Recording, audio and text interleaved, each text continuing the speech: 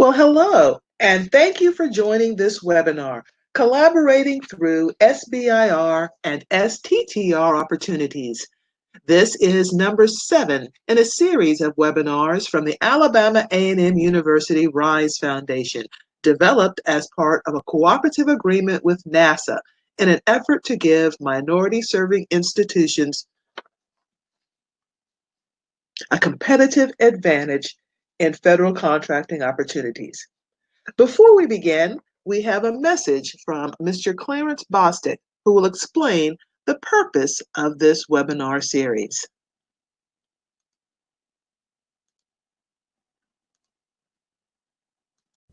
Hello, my name is Clarence Bostic.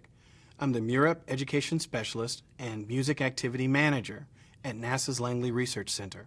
Mura is the Minority University Research and Education Program and is part of the Office of STEM Engagement for NASA. Music is one of its many projects. But what is music? Music stands for Mura for Sustainability and Innovation Collaborative. It's a cooperative agreement for teams of minority-serving institutions, also called MSIs, and nonprofit institutions to create and provide workshops and training materials establishing sustainable support for MSIs that desire to develop their institution's capacity through the competition for federal funds. Why is music important?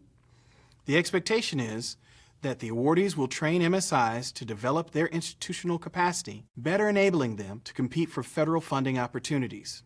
These endeavors then result in a successful application to and management of new funding opportunities, including those at NASA.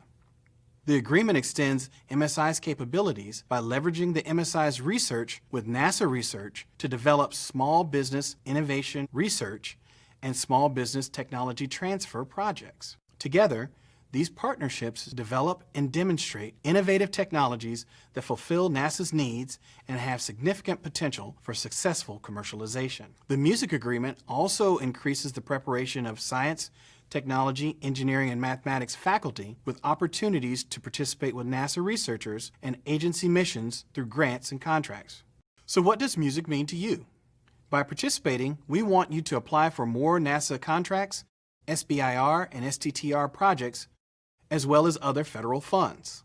MSIs are given additional strategies to manage their federal funding opportunities. So what do you need to do now? Take full advantage of this opportunity. Learn about NASA's resources. Participate in the process. Collaborate with other participants. Prepare your institution's capability statement. And finally, sign up for the NASA Office of Small Business Programs vendor database. Ultimately, the goal of any proposed activity or combination of activities should enable faculty and associated staff of sponsored research programs to learn to compete for and effectively manage contracts primarily, as well as grants or other federal funding sources. Thank you.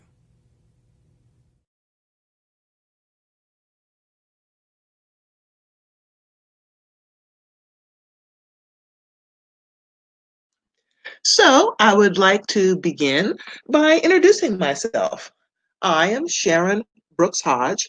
I'm the Vice President and Chief Operating Officer of Phenomenal Management Partners. We're a consulting firm that manages contracts and business development for the Alabama A&M University RISE Foundation. RISE is the acronym for Research, Innovation, Science, and Engineering. And PMP is supporting the RISE Foundation in this cooperative agreement with NASA.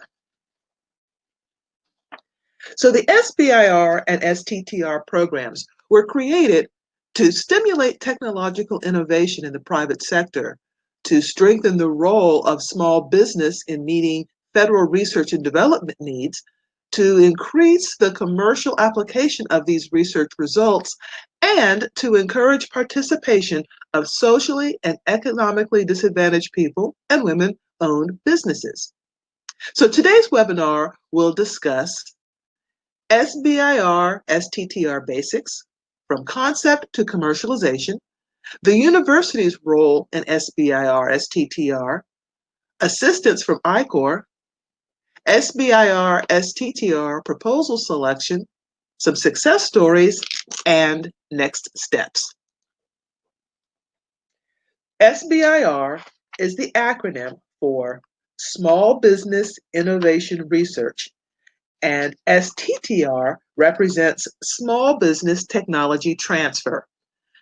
The NASA SBIR and STTR programs fund the research, development, and demonstration of innovative technologies that fulfill NASA needs as described in annual solicitations. These technology products must have significant potential for successful commercialization. In this webinar, I'm going to give you an overview of the programs, discuss the eligibility requirements and types of awards, and they are made in the form of contracts. But I strongly recommend that you visit the NASA SBIR website, and that's where you can access a variety of resources, including the program participation guide and annual solicitation documents. And the link to that site is provided here on this slide.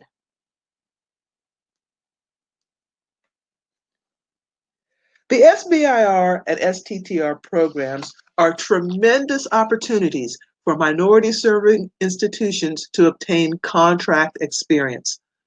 This overview describes each program and highlights the differences between them.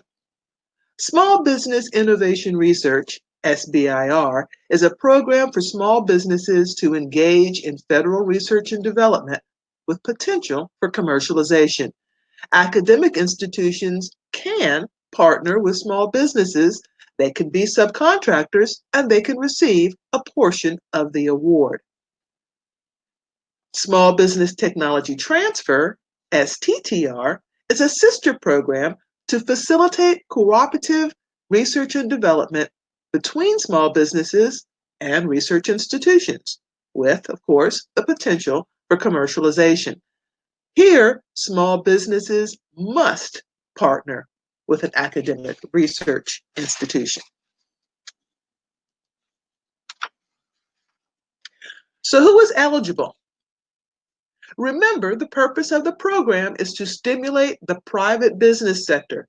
So entities must be legally established and organized for profit with the place of business located in the United States. Those entities must be operated primarily in the United States or make a significant contribution to the U.S. economy. These business entities must be majority owned and controlled by U.S. citizens or permanent resident aliens, and they have to have 500 employees or less. That includes any affiliates. To be eligible for STTR, the business must be located in the United States and at least 51% owned and controlled by one or more individuals who are citizens of or permanent resident aliens of the United States. Those businesses must form cooperative research and development effort with a U.S. research institution. They must have a minimum 40% by small business, 30% by research institution, and still have 30% that can be shared between the two parties or used for subcontracting. Again, let's just point out this requirement. The STTR, 40% is controlled by the small business, 30% of the funds awarded go to the research institution, and that leaves another 30% that they can share between the business or the university, or they can use for other subcontractors. The small business is the prime. The principal investigator can be from the small business or the research institution. The research institution also must be an accredited college or university, a federal research and development center, or another nonprofit research organization. And of course, other SBIR requirements also typically apply. So NASA awards SBIR and STTR contracts in the form of phases. Phase 1 is for idea generation. The maximum award amount is $125,000. The length of the contract is 6 months for SBIR and 13 months for STTR. Phase 1 is the opportunity to establish the scientific, technical, and commercial merit and feasibility of the proposed innovation.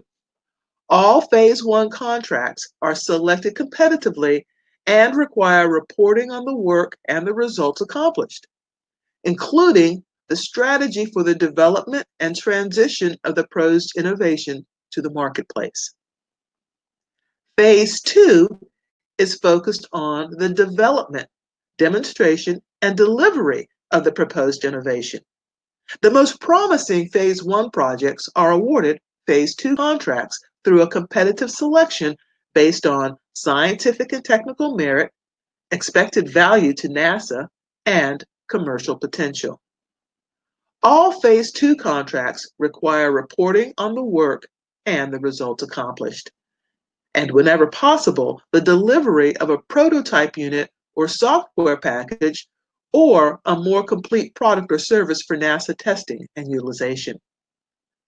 During the duration of both SBIR and STTR Phase 2 contracts is usually a period of 24 months with a maximum funding of $750,000.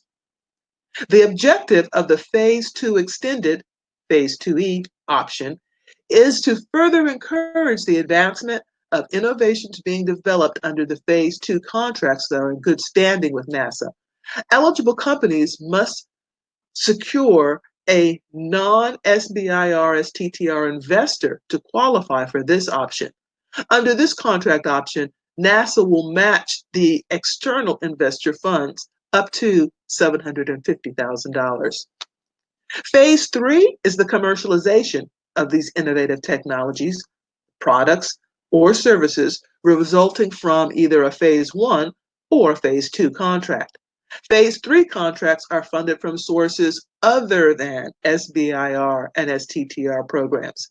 Phase 3 work may be for products, production, services, research and development, or any combination that is derived from, extends, or concludes efforts performed under prior SBIR STTR funding agreements. A federal agency may enter into a Phase 3 agreement at any time with a Phase 1 or Phase 2 award recipient. So it's really important to understand NASA's needs. NASA's research subtopics are organized by focus areas that group interest and related technologies. Focus areas are a way of grouping NASA's interest and related technologies with the intent of making it easier for proposers to understand related needs across the agency and thus identify subtopics where their research and development capabilities may be a good match. Okay, so you want to make sure that you understand and identify the areas that are closest to your innovation idea. To do that, you're going to go to the NASA SBIR website and use this tool as a way to help you to prepare to write a proposal that is tailored to NASA's needs. I'm going to say that again. You want to be prepared to write your proposal tailored to NASA's needs. And this focus area information on the website is one of the most helpful tools to help make sure that your proposed idea is something that is going to advance the NASA mission.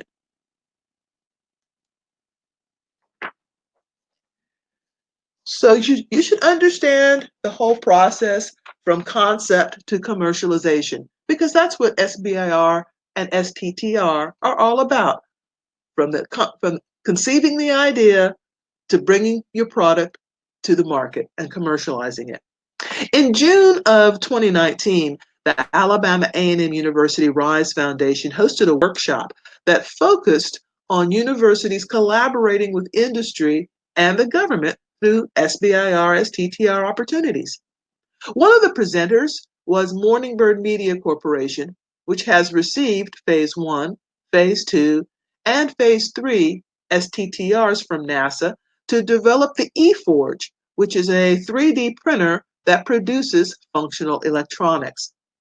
This presentation provided a fantastic model for using the program to advance product development from concept to commercialization. The slides from this workshop presentation are available on our web portal, theknowledgesharingcenter.com. And if you go to our website, and I'll give you that information later on, again, this presentation will contain a link that will help you download this particular presentation. This presentation provided a fantastic model for using the program to advance product development, again, from concept to commercialization.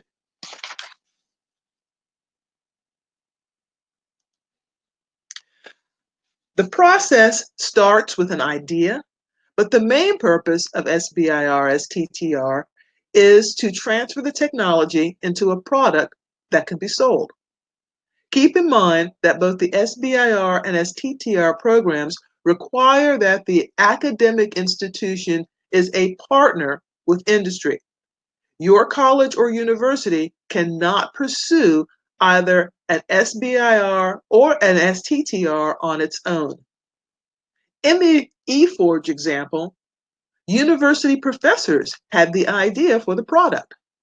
They formed a company, then applied for STTR funding to development. The university served as the required academic institution. The SBIR STTR programs, again, as I said before, are great opportunities for minority serving institutions to obtain contract experience. So you need to understand your role. The difference between SBIR and STTR is that an SBIR, the business can have a university as a partner, but on an STTR, the university must have an academic research institution as a partner. Typically, the university's role involves research and development. However, with business schools, if a university has a business school, the school can perform both the entrepreneurial and the technical roles.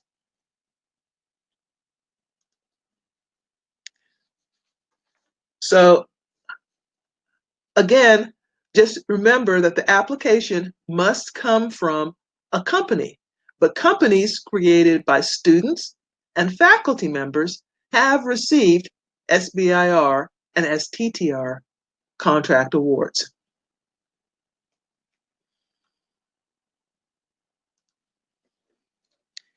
Be mindful that to be successful, a product must be delivered to the marketplace for consumers to use. As scientists and academics, your team may not have the expertise to develop an effective commercialization strategy. That's where I-Corps can help. In partnership with the National Science Foundation, NASA is offering the I-Corps program to educate selected teams on how to translate technologies from the laboratory to the marketplace. And this happens during Phase 1 awards.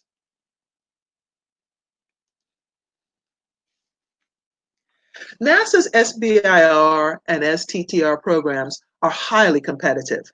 Historically, 24% of SBIR Phase 1 submissions receive awards, while 35% of STTR Phase 1 proposals receive awards.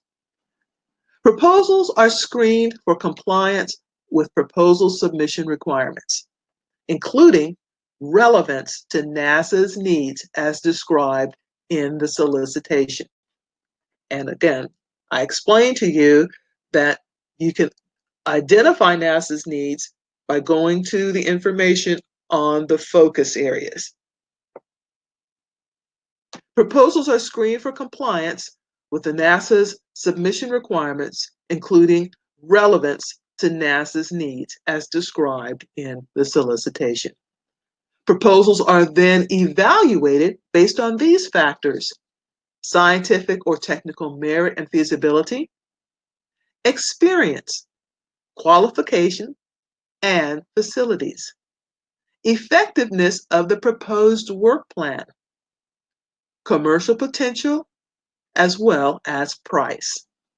In 2019, NASA Phase 2 awards total $106 million, including 142 proposals from 129 U.S. small businesses in 28 states and the District of Columbia. Proposals supported the development of technologies in the areas of human exploration and operation, space technology, science, and aeronautics. The proposals offer a breadth of applications, including solar panels that deploy like Venetian blinds, which serve as surface power source for crewed missions, and other benefits of efficient power generation, lower procurement costs, and reduce the mass and stowed volume. These proposals included center technology, or a permanent magnet that creates a bonding force between two halves with no moving parts, enabling space assembly of large platforms. Very, very creative. That's what you do at the university. You are creative, you are innovative, you do research and development. You can do this for NASA. So let's take a look at a couple of success stories. An astronaut on the International Space Station requires about 1 gallon of water each day, and at a cost of $83,000 per gallon to lift into space, you can see that costs can quickly add up. It costs approximately $500,000 a day to supply water to a crew of 6 astronauts on the International Space Station using launch vehicles for resupply. So a company in Virginia proposed an innovative water recycling process that leverages novel microorganisms to provide low cost and cost-effective closed-loop water purification. There's an idea.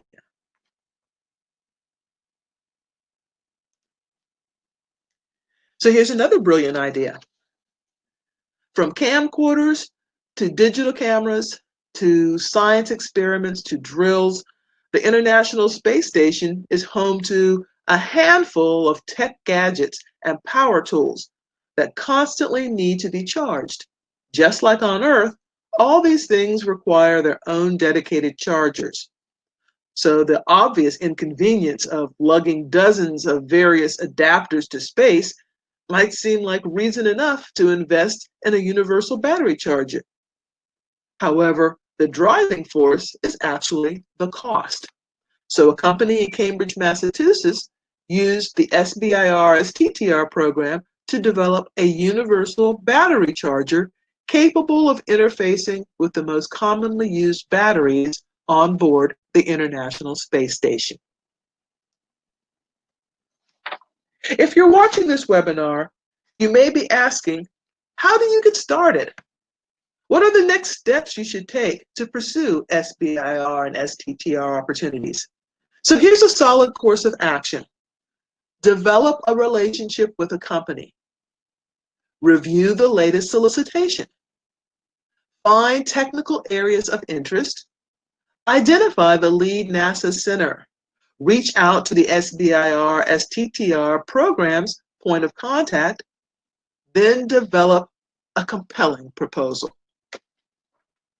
So to develop a relationship with a company, there are many ways to do that. So here's an example. The Alabama AAMU-RISE Foundation has hosted SBIR workshops and conferences to bring universities and industry together. At one of these workshops, participants broke into work groups based on capabilities. Those groups spent time reviewing the NASA focus areas and identified possible proposal topics for the upcoming solicitation. NASA Technology Road Tour events to HBCUs and MSIs are also fantastic for making connections. So are industry days with prime contractors. So start developing relationships early, well in advance of the deadline, so that the university and the business partner can each bring the appropriate resources necessary to develop a compelling proposal. The solicitation typically is released in the winter around January, and proposals are usually due in the spring, March or April. You can start early by looking at the solicitation from previous years. You should research the awards to find out if somebody has already successfully proposed on your idea. You want to find the technical areas of interest. So I've said that a couple times, so it must be kind of important. It's definitely important to NASA. That's going to be a deal breaker. Don't try to sell something that NASA isn't buying. There is a section in the annual solicitation that gives very detailed information on the focus areas for technology. In 2019, there were 23 focus areas. That number could change from year to year. If your team is starting early, before the solicitation for that year has been released, you can reach out to the appropriate SBIR, STTR program point of contact to get an idea of any changes that may be coming for focus areas from the previous year. Know your customer. We've discussed that in previous webinars, particularly on marketing or contract acquisition. It's really important on anything that you do, particularly the SBIR STTR program. Know your customer. Each focus area has a lead center. Multiple mission directorates and centers may have interests across the subtopics within a focus area, but you should be aware of who is leading the effort. So on this particular example was pulled from the 2019 solicitation under Focus Area 5. And I pulled up 3 subtopics, and the lead center is circled in red. That's how you find out who the lead center is for the subtopic that you're interested in pursuing. Reach out to the point of contact. Don't be shy. There's an old saying that goes, closed mouths don't get fed. Reach out to the SBIR point of contact. The website shown here lists the information for the primary SBIR, STTR points of contact at each NASA center. Reach out early with any questions. Seek advice and direction.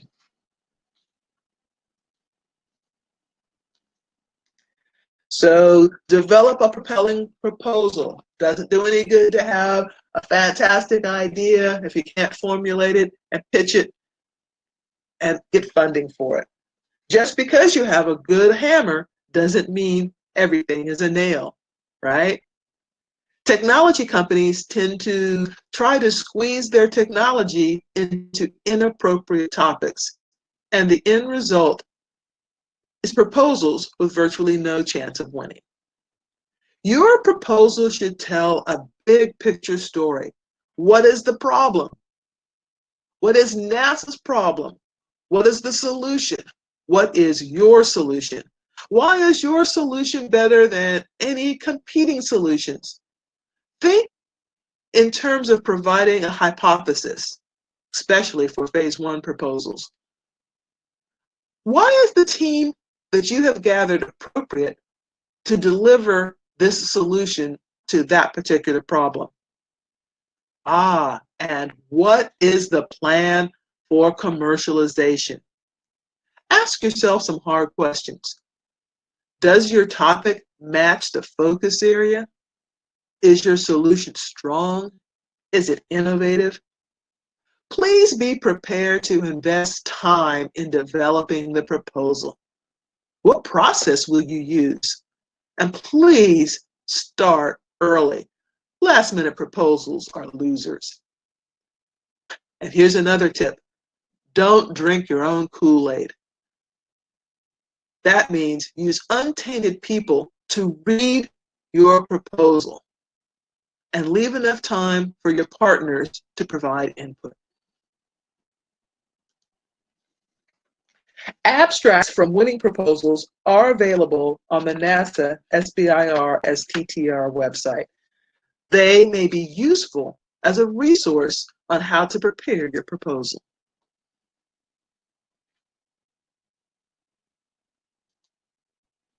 If you would like some more guidance on becoming contract ready, I recommend that you visit our web portal, the Knowledge Sharing Center, which is located at www.theknowledgesharingcenter.com.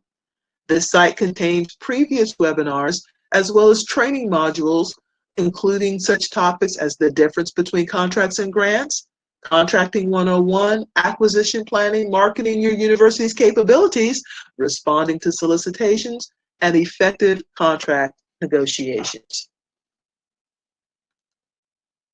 Also available on the Knowledge Sharing Center is our workbook, Doing Business with the Government. This workbook is designed to provide a general overview of key aspects of government contracting. You'll also find a 90-day action plan that includes a list of next step actions to help you implement all that you have learned.